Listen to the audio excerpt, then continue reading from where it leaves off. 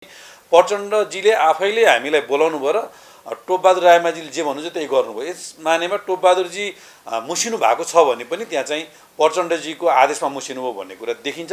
र जब मन्जु खाँड र आर्जु जेवालले 6 करोड र 2 करोड बुझायौँ भन्ने कुरा सन्देश शर्मा लगायतका आयल निगमभित्रको अनियमितता भ्रष्टाचारलाई कन्ट्रोल गरिएको छैन। आज 14 रुपियाँ डिजेल र मट्टीतेलमा भाउ बढाएको छ, जसको कारणले आजैबाटदेखि नै भाडा बढेको छ र सारा प्रचण्ड र नारायण काजीको सामु आत्मसमर्पण गर्नुपर्छ र त्यो भनेको कङ्ग्रेस विभाजन हुने स्थितिसम्म हुनसक्छ। त्यसो भएको हुनाले यी समग्र परिवेशलाई हेरेर कङ्ग्रेस एमाले जस्ता ठुला पार्टीहरू, जिम्मेवार पार्टीहरू जसले लोकतन्त्र प्राप्तिको लागि लडे, जसले मुलुकको एयरपोर्टबाट निस्किन्छ त्यहाँ न अर्थ मन्त्रालयले थाहा पाउँछ, न गृह मन्त्रालयले थाहा पाउँछ, न पुलिसले थाहा पाउँछ, न इमिग्रेसनले थाहा पाउँछ, न भन्साले थाहा पाउँछ। अनि इन्डियन एमएसीले दिएको सूचनाको आधारमा चाहिँ राष्ट्र अनुसन्धानले चाहिँ सिनामङ्गलमा गएर समाउँछ र आजसम्म ट्र्याकका नाउँमा भिडाइएका फेक चिजहरू जस्तो पशुपतिको जलरी काण्ड जोखियो नि त, जोख्दाखेरि कहीँ केही देखिएन। त्यस पछाडि के भन्यो, जलरीमा नाम लेख्यो, आखिरमा त्यो जलरीमा नाम लेखेको होइन। नादबुजीहरू कहिले झर्राहरू हुन्छ नि, त्यो साँडेको पछि चाहिँ स्याल किन दौडिन्छ अरे भन्दाखेरि साँडेको चाहिँ नि कुनै वस्तु झऱ्यो भने चाहिँ खान पाइला भनेर दौडिन्छ अरे भने जस्तो उहाँहरूको पनि सत्ताको समर्थन। त्यसै गरी सरकारले चाहिँ खुट्टा उचालेर भाग्नु खोजेको छ र यो समस्या समाधान गर्यो र समग्र परिघटनाहरूमा एमालेलाई माइनस गरेर, एमालेलाई प्रहार गरेर, एमालेसँग शत्रुता साँधेर निकास दिन सक्दैन। अब राजनीतिक घटनाक्रम चाहिँ प्रतिशोध सान्ने ढङ्गले अगाडि बढेको छ। विपक्षीहरूलाई प्रतिस्पर्धीको व्यवहार होइन कि दुश्मनको व्यवहार गर्ने ढङ्गले सत्तापक्षले आफ्नो व्यवहार गरिरहेको छ। सानो समूह अथवा थोरै सङ्ख्यामा रहेको पार्टीको व्यक्ति प्रधानमन्त्री भएको कारणले जुनसुकै बाहनामा सत्ता लम्ब्याउने खेलहरू भइरहेका छन्।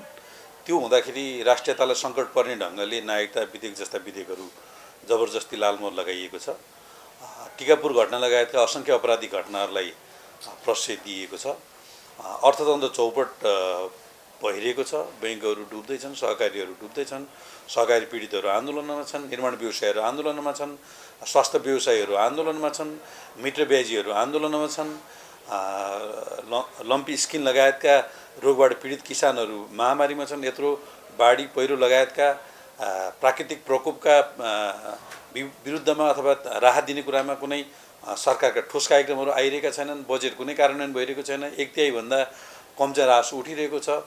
राष्ट्र ब्याङ्क लगायतका धेरै निकायहरू आज चाहिँ तलब दिन नसक्ने अवस्थामा पुगेका छन् र सरकारले चाहिँ नि भ्रष्टाचारका नियन्त्रण गर्ने फाइलहरू खोल्छु भन्ने खालको एउटा हल्ला फिजाउँदै यी समग्र परिवेशहरूलाई चाहिँ नि ढाकछोप गर्दै आफ्नो असर क्षमता लुकाउन खोजेको छ र कतिपय भनिएका दलहरू पनि आफूलाई विकल्पको रूपमा आउन खोज्ने अथवा सरकारलाई सच्याउनुपर्छ भनेर दाबी गरेका दलहरू पनि कहिले सत्ताभित्र चाहिँ नि समावेश भएका दलहरू बाहिर आउलान् र हामी चाहिँ सत्ताको सहभागी हुन पाउँला भन्ने ढङ्गले सरकार र अहिलेका तमाम जनताको हितको पक्षमा र सरकारले गरेका गलत कामको विरुद्धमा बोल्न नसक्ने एउटा अवस्था सिर्जना भएको छ।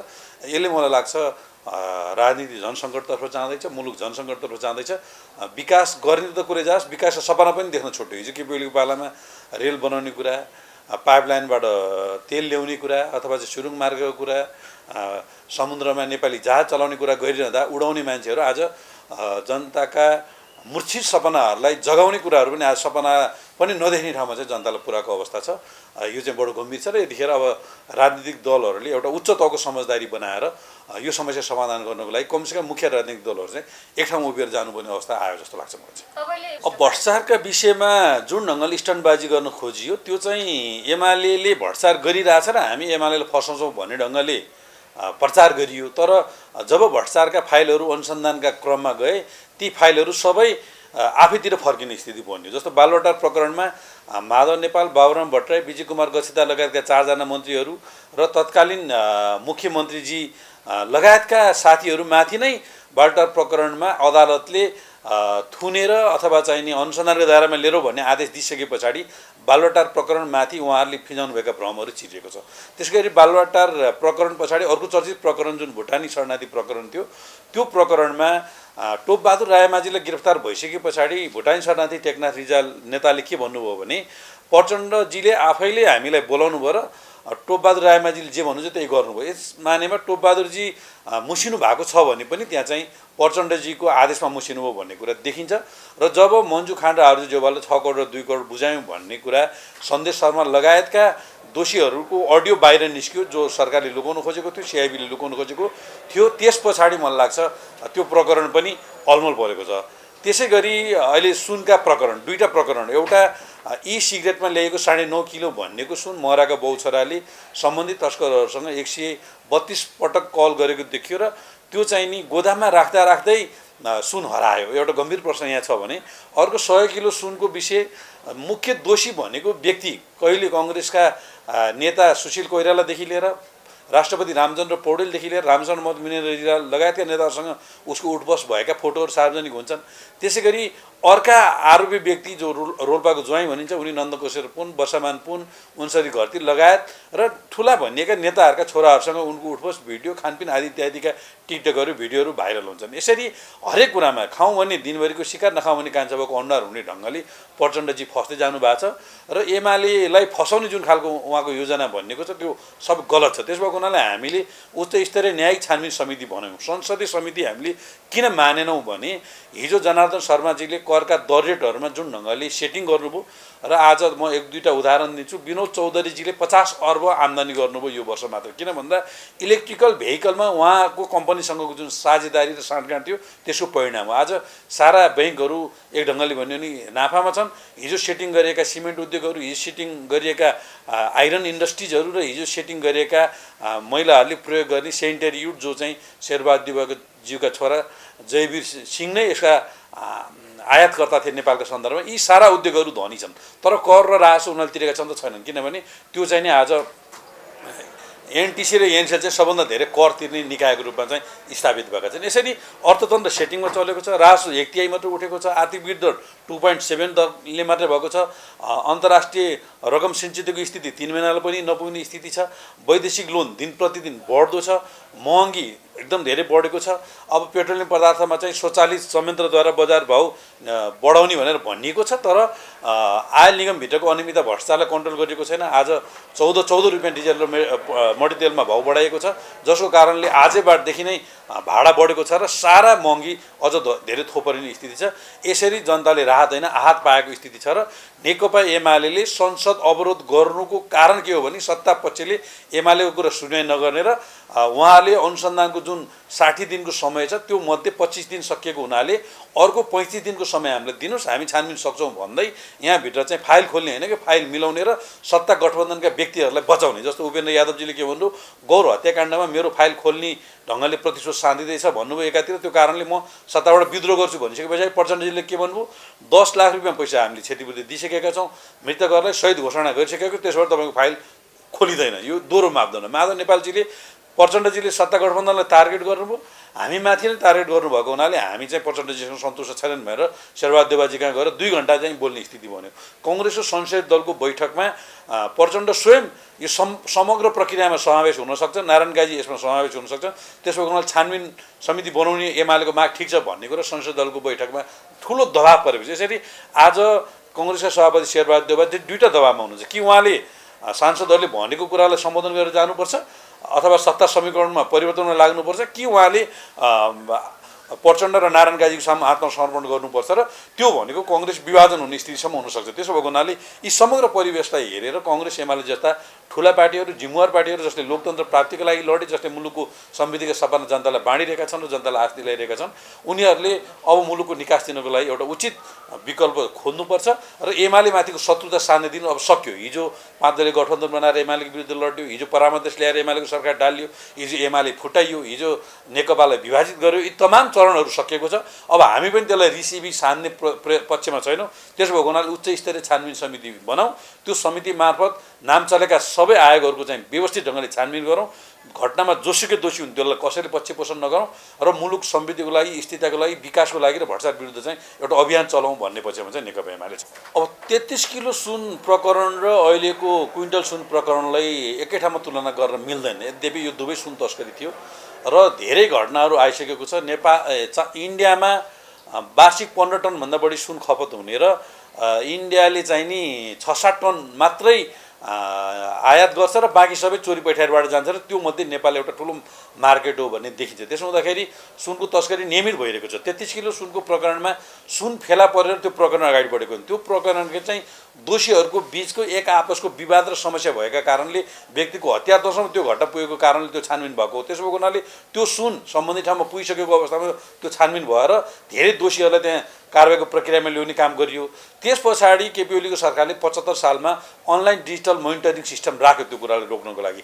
आज विडम्बना 1 वर्षदेखि त्यो सिस्टमलाई कायम बेकममा बनाइएको छ र त्यो बेलादेखिको बालकृष्ण खाँड, रवि लामेछाने र अहिलेका नारायण काई श्रेष्ठसम्म बेखबर हुनुहुन्छ। किनभने त्यो अनलाइन मोनिटरिङ सिस्टमका चाहिँ सीसीटीभी फुटेजहरू हेर्न सकिने प्रबन्ध मन्त्रीको कोठामा, सचिवको कोठामा, आइजिपीको कोठामा, भन्सार विभाग लगायतका विभागका चाहिँ नि इमिग्रेसन विभागका महानिर्देशकका कोठामा र सम्बन्धित भन्सार प्रमुख कोठामा राखेको त्यो सबै बिगारिएको छ। जब यो परिघटनाहरू घटे त्यतिखेर चाहिँ भन्सारका चिफदेखि लिएर प्रहरीका चाहिँ प्रमुखदेखि लिएर सबै विधामा बसेको स्थिति छ।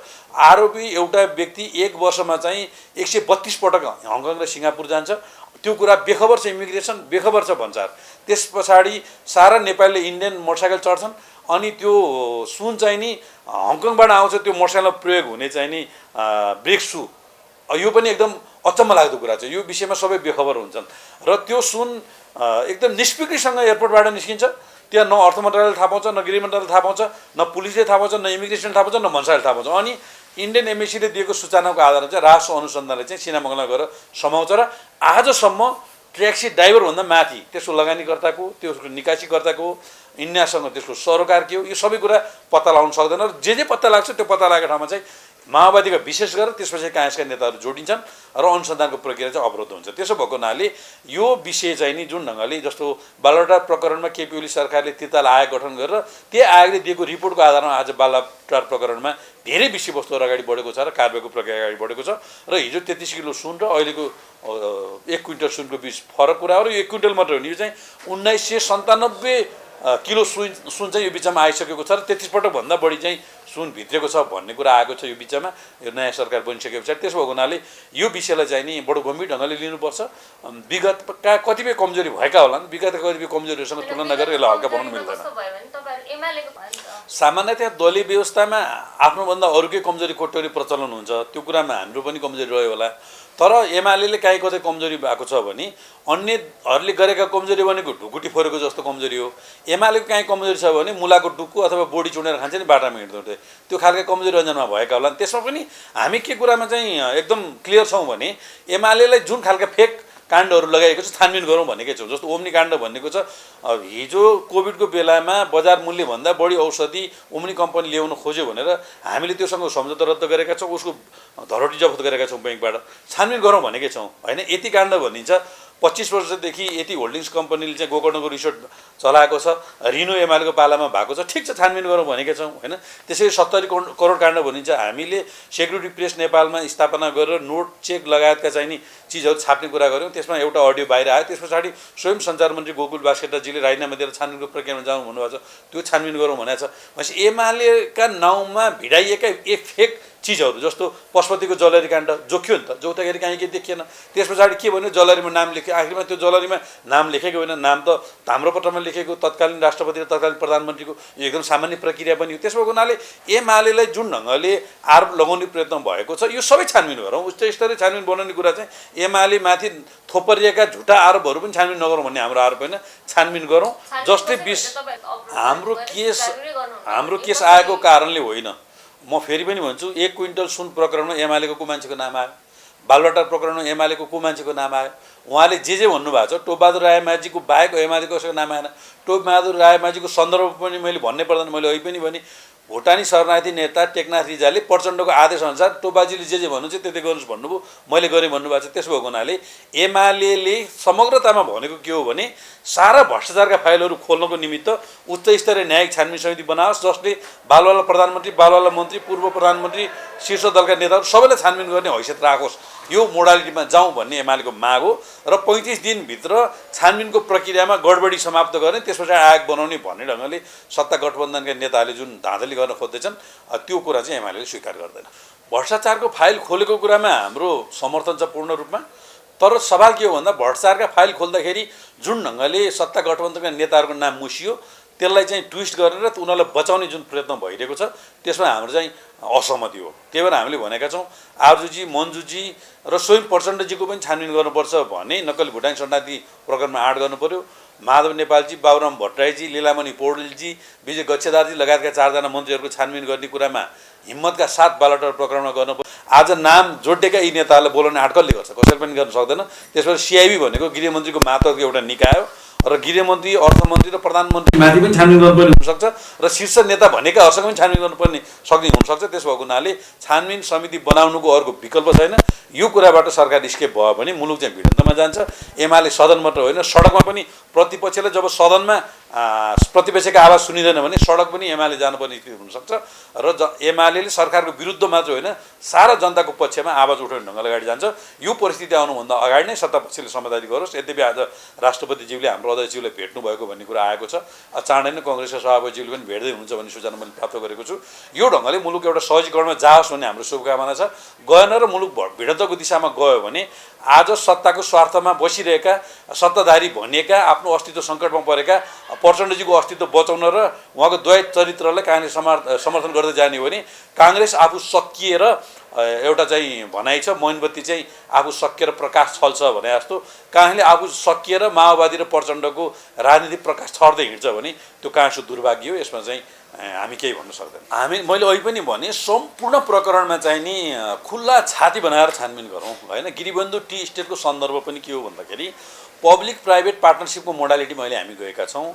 अहिले नव उदारवादी अर्थतन्त्रले निश्चित 200-300 व्यक्तिको हातमा मुलुकको आधा अर्थतन्त्र गइसके पछाडि अब हामी समाजवाद उन्मुख अर्थतन्त्रमा जानुपर्छ भने हामीले संविधानमा लेखेका छौँ।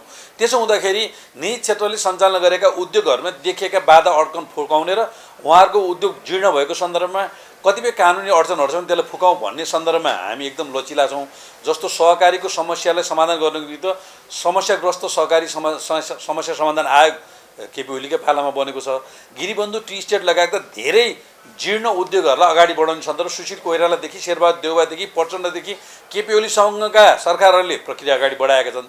त्यसो हुँदाखेरि हिजो सञ्चालित उद्योग एउटा सङ्कटमा पर्यो, बैङ्कको लोन तिर्न सकेन, ऊ डुब्यो र उसले त्यही बराबरको जमिन अन्त कतै खरिद गरेर त्यो जमिन बिक्री गरेर आएको पैसाबाट म मेरो उद्योगलाई उत्थान गर्छु, म मेरो उद्योगका बाँकी बकौताहरू फर्चट गर्छु, बैङ्कको लोन तिर्छु भन्ने सन्दर्भमा उसले जुन माग गरेर त्यसलाई बाधा अडचन रहेको कानुन नियमहरूलाई फुकाउने कुरामा सरकारले तत्कालीन सरकारले काम गरेको त्यो चाहिँ पटक पटक सार्वजनिक खरिद ऐन गरेर निर्माण व्यवसायका बाधा अड्को फुकाउनु पनि सरकारले काम गरेको छ। पटक पटक यस्ता धेरै ऐनहरू हामीले संशोधन गरेका छौँ। यस मानेमा यहाँ कुनै सरकारी जमिनको अपचलन अथवा कुनै त्यस्तो भएको होइन। एउटा निजी कम्पनीले आफूले चलाइरहेको उद्योग बचाउनको निमित्त सरकारले सहजीकरण गरेको विषयलाई गलत ढङ्गले व्याख्या गरियो भन्ने हाम्रो दाबी छ। म फेरि पनि के भन्छु भने यसमा पनि काहीँ कतै अनियमितता छ भने म गर्छु भन्ने होइन, छानबिन गरेको नि त। यसमा अनियमितता कसैले गरेको छ भने त हामी बचाउने पक्षमा छैनौँ नि। त्यसको हुनाले मैले फेरि पनि भन्छु काँक्रो चोरेर आफू खाने बिहा चाहिँ नि साथीको मुखमा लगाइदिएर यसले चोर्यो भनेर गर्ने जुन प्रवृत्ति छ त्यो चाहिँ अन्त्य गरौँ भन्ने मेरो चाहना हो। पहिलो कुरा त सदन प्रतिपक्षकै हुन्छ र प्रतिपक्षका आवाजहरू सदनमा सुनाइ हुनुपर्छ भन्ने मान्यता छ। दोस्रो कुरो सदनलाई सरकारले बिजनेस दिन सकेको छैन। सरकारले नै सदन रोक्यो भन्छु म, किनभने संसदीय समिति बनाउन सक्दैन, संसदीय समितिका सभापतिहरू बनाउन सक्दैन, भएको समझदारीलाई कार्यान्वयन गर्न सक्दैन अनि ऐन रोक्यो भन्छ। तपाईँलाई म उदाहरण दिन्छु। शिक्षा ऐन जुन ढङ्गले ल्याएको छ आज विद्यार्थीहरू चाहिँ सामुदायिक विद्यालय समाप्त गर्न खोज्यो, गरिबका विद्यार्थीहरू पढ्ने वातावरण नहुने खालको ऐन ल्यायो, राष्ट्रघाती ऐन हो भन्दैछन्। अर्कोतर्फ निजी क्षेत्रका सारा उद्योगहरू पेप्सन एन्ड पेप्सन लगायतका चाहिँ व्यवसायीहरू आज आन्दोलनमा छन् र उनीहरूले चाहिँ यो शिक्षा ऐनले चाहिँ नि गुठीमा हामीले जान बाध्य बनाइन्छ र निश्चित अवधि पछाडि हाम्रो सम्पत्ति जफत गर्न खोज्दैछ, त्यो बेठिक छ भन्दैछन्। चिकित्सा शिक्षा ऐनको सन्दर्भमा आज सारा चाहिँ नि नर्सिङ कलेजहरू बन्द भएका छन्, आज मेडिकल मेडिकल कलेजहरू बन्द भएका छन्, जसका कारणले भारतले नेपालका सीमाहरूमा चाहिँ नेपालले नै पढाउने चाहिँ नि कोर्सहरू स्थापना गरेर चाहिँ नि मेडिकल कलेजहरू नर्सिङ कलेजहरू खोल्दैछ। आज अब डक्टरहरू र नर्सहरूको अभाव हुँदैछ र पढेका छोराछोरीहरू चाहिँ विदेश जानु पनि बाध्य छन् र आज 20औं अर्ब रकम बाहिर गइरहेको छ होइन। ठेकदारहरू त्यही ढङ्गले बिचलीमा छन्, सार्वजनिक खरिद ऐनको संशोधनको प्रक्रिया उसले ल्याउन सकेका छैन। त्यसै गरी सहकारी पीडितहरू त्यही ढङ्गले छन्, सहकारीसित सम्बन्धित ऐन कानुनहरूलाई उसले संशोधन गर्न सकेका छैन होइन। मैले अहिले पनि भने लम्पी स्किन लगायतका रोगहरूको बारेमा उसले केही कुरा गर्न सकेका छैन। प्राकृतिक प्रकोप र बाढी पहिरो आदि इत्यादिलाई राहत र पुनर्स्थापना गर्ने कुरामा कुनै प्रोग्राम ल्याउन सकेका छैन। त्यसको हुनाले सरकार आफै बेकममा भएको छ। सरकारले सदनलाई बिजनेस दिन सकेको छैन र उच्च स्तरीय छानबिन समिति बनाउँदाखेरि आफ्नो खुट्टा चोरले जसरी खुट्टा उचाल्छ त्यसै गरी सरकारले चाहिँ खुट्टा उचालेर भाग्न खोजेको छ र यो समस्या समाधान गर्यो र समग्र परिघटनाहरूमा एमालेलाई माइनस गरेर एमालेलाई प्रहार गरेर एमालेसँग शत्रुता साँधेर निकास दिन सक्दैन। यो समग्र घटनामा सरकारले चाहिँ नि प्रतिपक्षसँग वातावरण बनाउनुपर्छ भन्ने मलाई लाग्छ। राष्ट्रपतिज्यूले जुन पहल कदमी लिनु भइरहेछ म त्यसलाई स्वागत योग्य ठान्दछु र कङ्ग्रेस र एमालेको अध्यक्ष र सभापतिज्यूको पनि छलफल हुँदैछ भन्ने कुरा मैले सुनेको छु। मलाई लाग्छ केही निकास निस्कने एउटा स्थिति बन्ला। तर अब प्रचण्ड कमरेडले जुन ढङ्गले राजनीतिले बिथोल्न खोज्दै हुनुहुन्छ र हरेक ठाउँमा अन्तर्विरोध खडा गरेर आफ्नो गुमेको राजनीति र आफ्नो अस्तित्व सकेको पार्टी बचाउने प्रयत्नमा हुनुहुन्छ र प्रधानमन्त्री पोस्टलाई जति सक्दो लामो लम्ब्याउन खोज्दै हुनुहुन्छ। यो कुरामा चाहिँ सिङ्गो नेपालको समृद्धि र सिङ्गो नेपालको भविष्य चाहिँ नि समाप्त गर्न हुँदैन भन्ने लाग्छ मलाई। उच्च स्तरीय समिति बनाउने हकमा एमाले अन्य विषयमा छलफल गर्न तयार हुन्छ।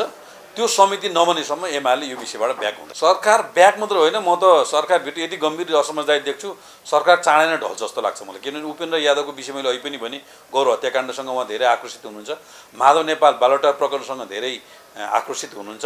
कङ्ग्रेसभित्र शेखर कोइराला, गगन थापा, प्रदीप पौडेल, सुनिल शर्मा, विश्वप्रकाशहरूका अभिव्यक्तिहरू सुन्ने हो भने आयोग बनाउनुपर्छ र प्रचण्डलाई समेत छानबिन गर्ने हिम्मत गर्नुपर्छ र समीकरण तोड्नुपर्छ भन्ने थमा उहाँहरूले छलफल अगाडि बढाउनु भएको छ भन्नुभएको छ। यति धेरै अन्तर्विरोध खडा भइरहेको बेलामा यो सरकार धेरै लामो टिक्ला भन्ने मलाई लाग्दैन र मैले अहिले पनि भने स्वार्थ समूहहरूको गठबन्धन लामो समय टिक्दैन। सैद्धान्तिक वैचारिक र राजनीतिक अवधारणा बिना बनेका कुनै पनि गठबन्धन अगाडि बढ्दैन र आफूलाई प्रतिपक्षी भनेका रवि लामेछानेजीहरू अथवा सीके राउतजीहरू पनि के देख्छु भने म माधव नेपाल र उपेन्द्र यादवजीहरू कहिले झर्राएर हुन्छ नि त्यो साँडेको पछि चाहिँ स्याल किन दौडिन्छ अरे भन्दाखेरि साँडेको चाहिँ नि कुनै वस्तु झऱ्यो भने चाहिँ खान पाइला भनेर दौडिन्छ अरे भने जस्तो उहाँहरूको पनि सत्ताको समर्थन गरे जस्तो नि गर्ने, विरोध गरे जस्तो नि गर्ने, नारायण काजीजीले गरेको कुरा ठिकै छ पनि भन्ने, सेटिङ पनि हुनसक्छ भन्ने, आयोग पनि नबनाऊ भन्ने, एमाले हाइज्याक गर्यो भन्ने।